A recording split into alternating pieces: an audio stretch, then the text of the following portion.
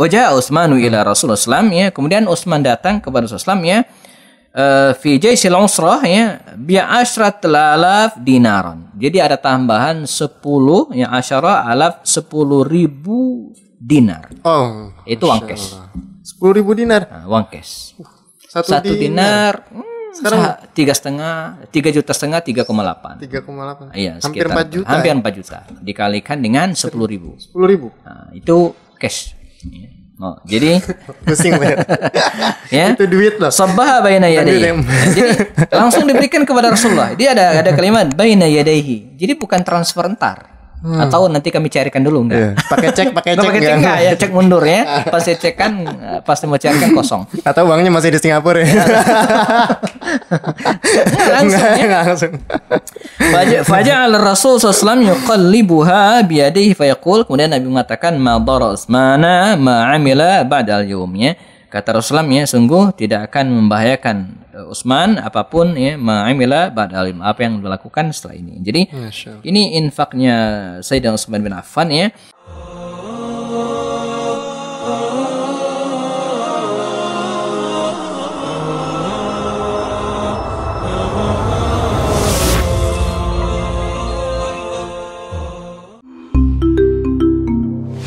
Kupas lewat obrolan santai.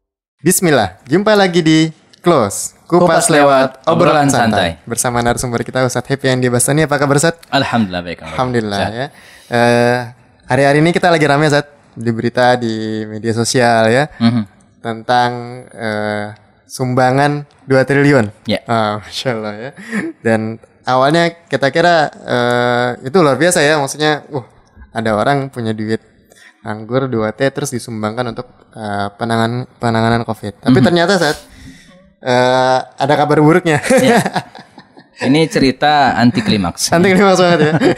Jadi ada yang bilang katanya uang itu ada di Singapura, tapi sudah cair. Ada yang bilang kalau itu sudah coba dicairkan, tapi katanya kurang dari 2T.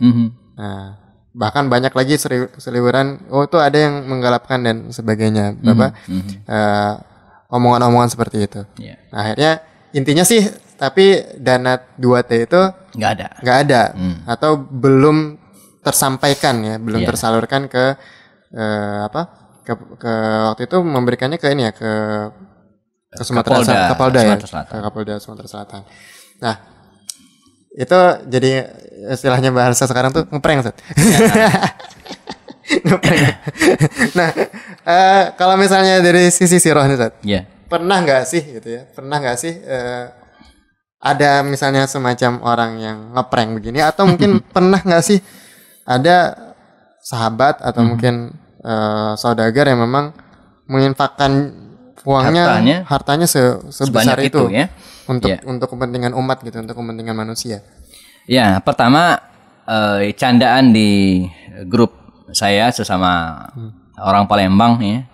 Jadi ini malu-maluin gue orang Palembang, ya. Jadi itu candaan kita sih. Jadi wallahualam ini ngeprank atau apa, tapi apapun ini harus kita sesalkan gitu kan. Sesalkan dari banyak sisi, ya. Termasuk juga mereka yang telah menyanjung-nyanjung gitu kan, bahkan yang menariknya, ya, atau bukan menarik, sebenarnya disayangkan. Di satu sisi mereka menyanjung banget, tapi di sisi lain kan meremehkan yang lain, ya. Jadi ada kesan para ustadz selama ini yang gencar membantu teman-teman di Palestina, ya, ditantang, mana ini ada yang donasi 2T, ya, mana jangan hanya Palestina yang sumbang. Ini kan nyinyir gitu kan, nyinyir. Nah, dan sekarang kena batunya gitu, ya. Nyinyirannya balik ke geria, ya. Dan mau tidak mau ya harus diakui, karena ini dunia sudah transparan, semua orang tahu dan semua orang lihat.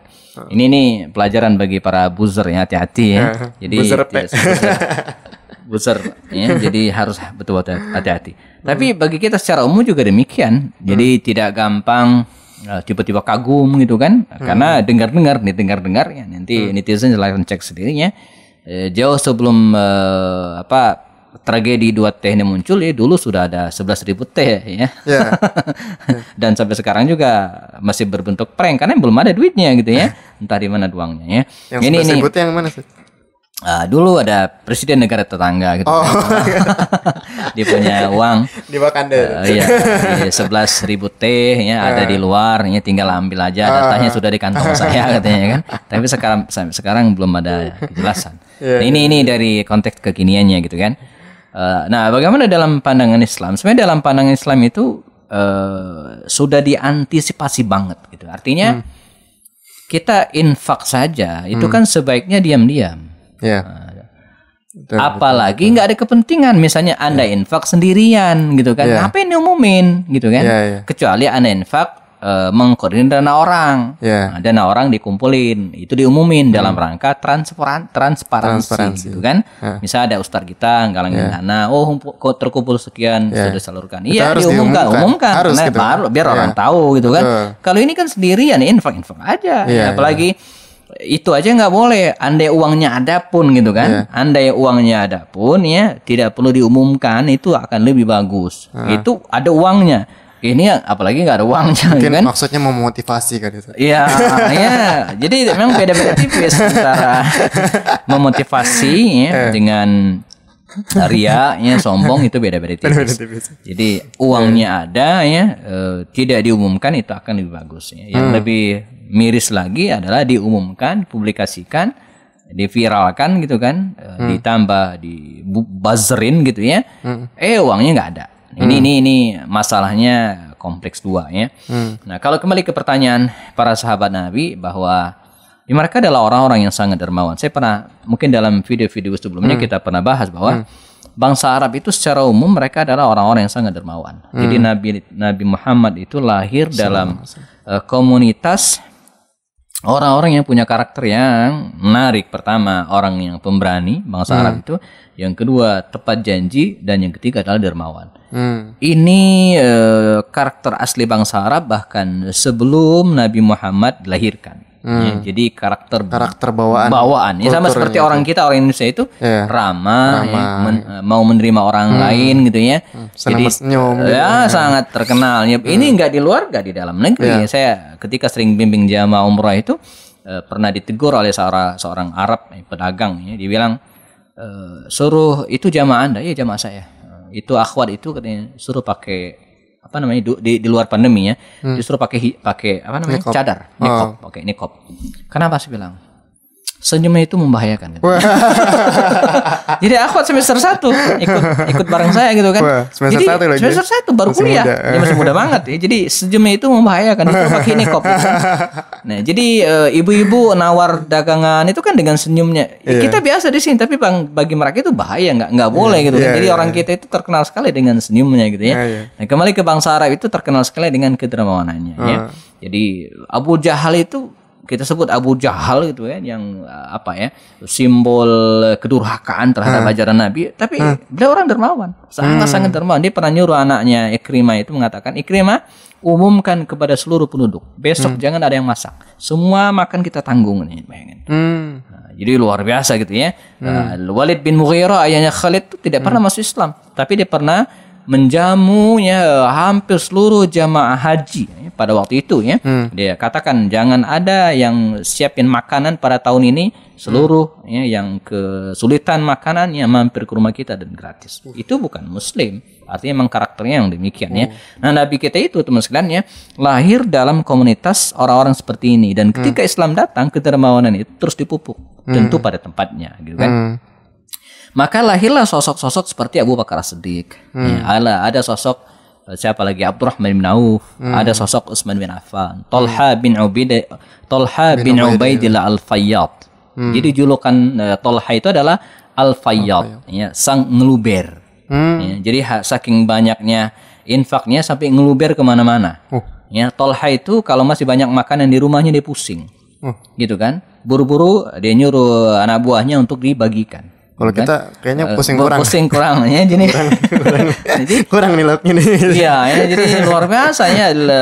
Utsman itu ya pernah satu saat datang kafilah dagang dari luar dan kemudian menawar dia datang bawa dagangan dari luar ya, dan kemudian melelang barang dagangan ini. Saya lupa angka ya, nanti bisa dicek lagi, tapi riwayatnya begitu ya.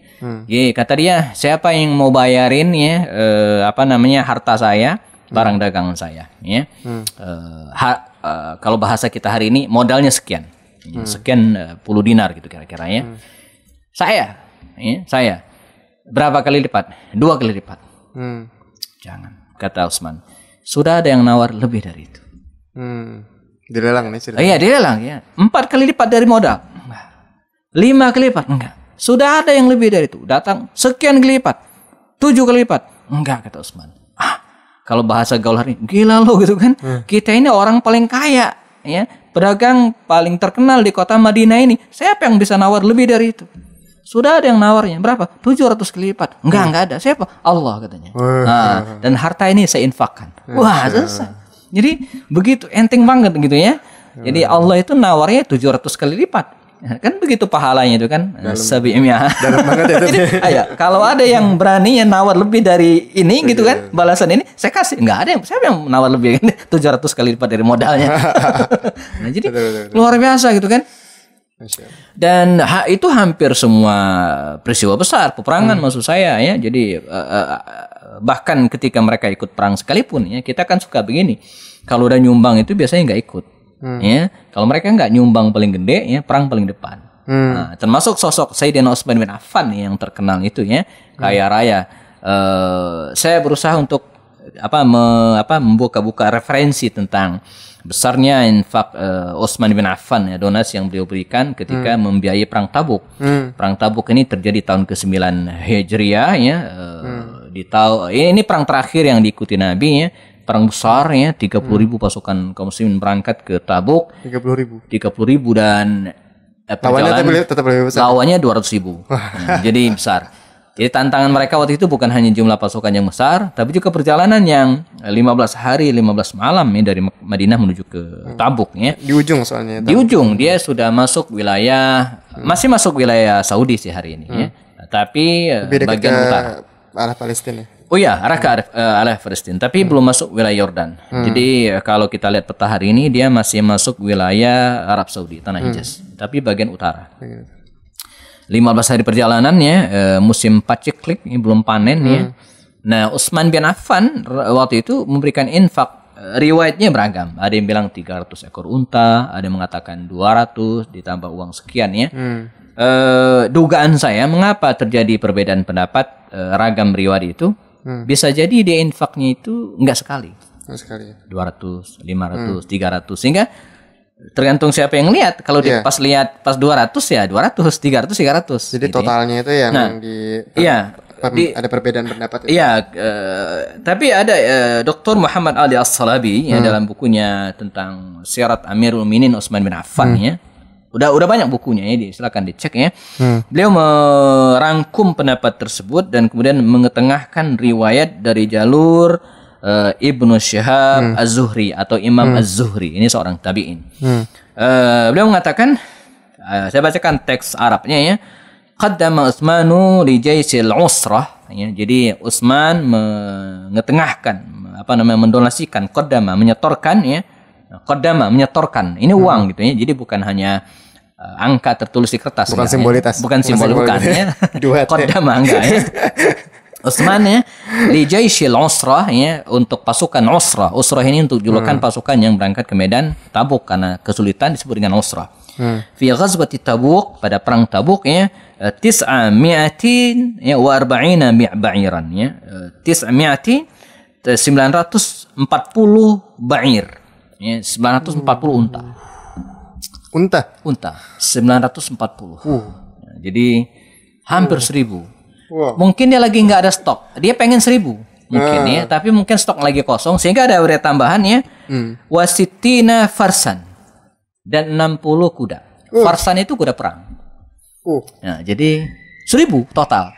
Nah, jadi unta kuda itu untuk ngelengkapin.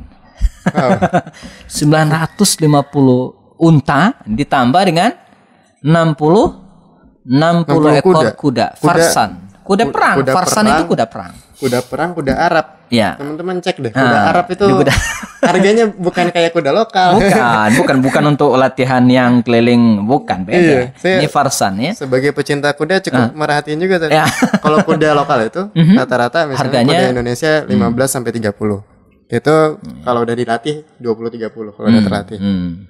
Nah, Kalau kuda Eropa tuh peranakan sekitar 50 sampai 100. Kuda Eropa. Ya, kuda peranakan Eropa. Kalau kuda Eropa bisa di atas 100 sampai 1 miliar. Wow. Bahkan ada kuda yang sampai 1 triliun, Tat. Iya. Ada kuda yang kuda pacuan tuh bisa sampai 1 triliun. Kalau Arabian horse itu rata-rata 1,3 M. Nah, itu. 1 ekor. 1 ekor sih. Jadi ini berapa tadi? 60. Oh my God. Dahsyatnya luar biasa ya. Dan kalimat kuda, di sini kan bukan kuda Arab doang ya, kuda Farsan tadi, kuda ini kuda siap perang. Kuda siap perang. Kuda terlatih banget. Kuda terlatih. Farsan itu kan kuda perang.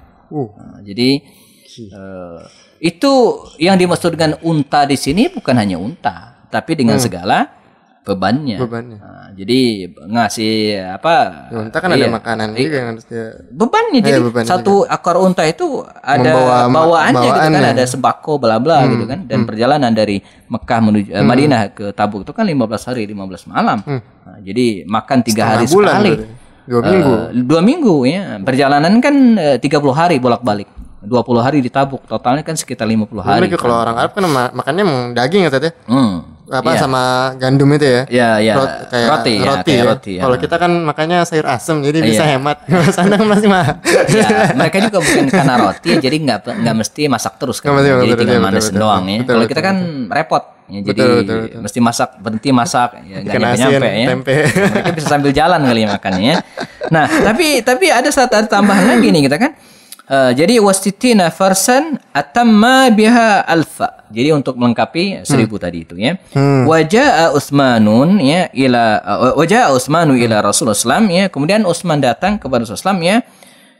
Fi jaisil usrah ya bi 10,000 dinaran. Jadi ada tambahan 10 ya 10,000 10.000 dinar. Oh, itu uang cash. 10.000 dinar. Nah, uang cash. Satu dinar. Sekarang 3,5 juta 3,8. 3,8. Iya, hampir 4 juta. Hampir 4 juta. Dikalikan dengan 10.000. 10.000. Nah, itu cash. Oh, jadi pusing ya. Itu duit loh. Sabbaha baina yadayhi. Jadi langsung diberikan kepada Rasulullah. Dia ada kalimat baina yadayhi. Jadi bukan transfer entar. Atau nanti kami carikan dulu enggak? Pakai cek enggak ya, cek mundur ya. Pasti cek kan pasti mau carikan kosong. Atau uangnya masih di Singapura ya. Langsung.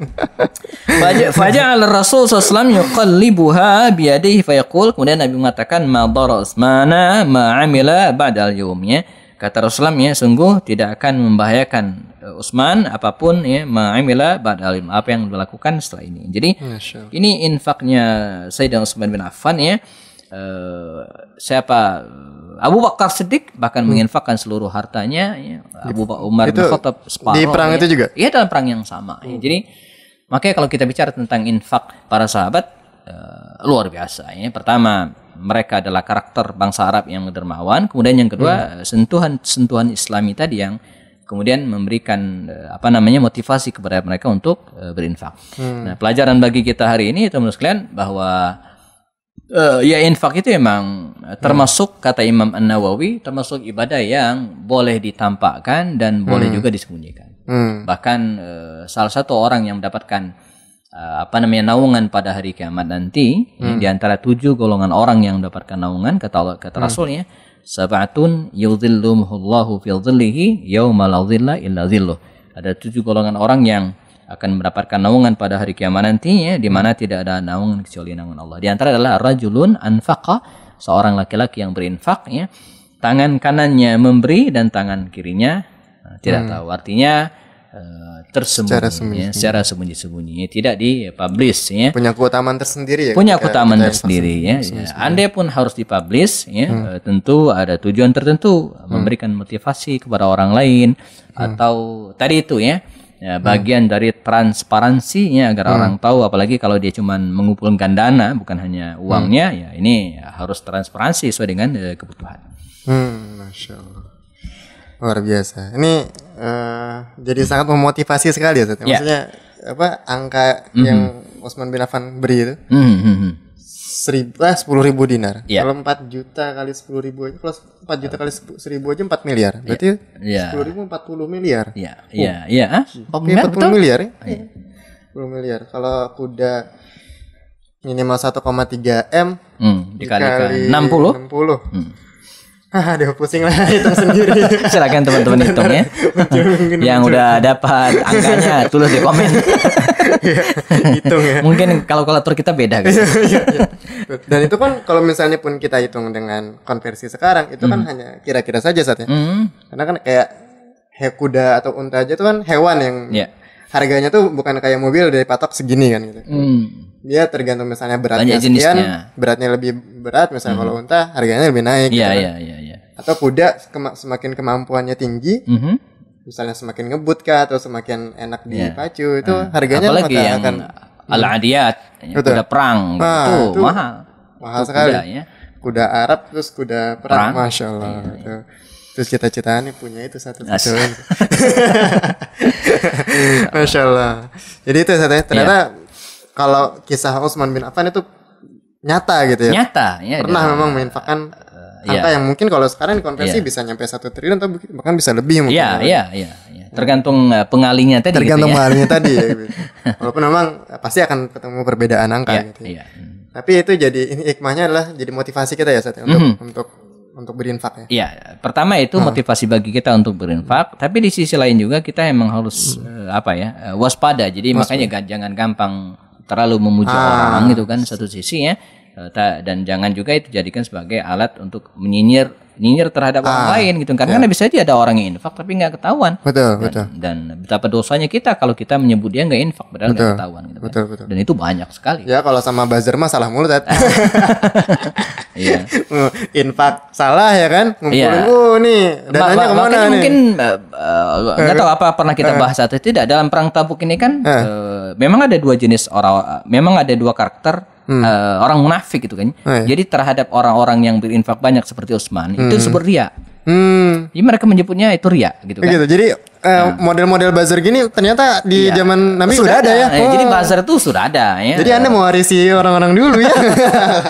Tapi judulnya buzzer di situ ya orang-orang munafik gitu ya. Jadi mereka mengatakan kalau infaknya banyak disebut riya, tapi kalau infaknya dikit disepelein. Nah ini akan ada juga sahabat Nabi yang bawa cuma sekarung kurma gitu kan.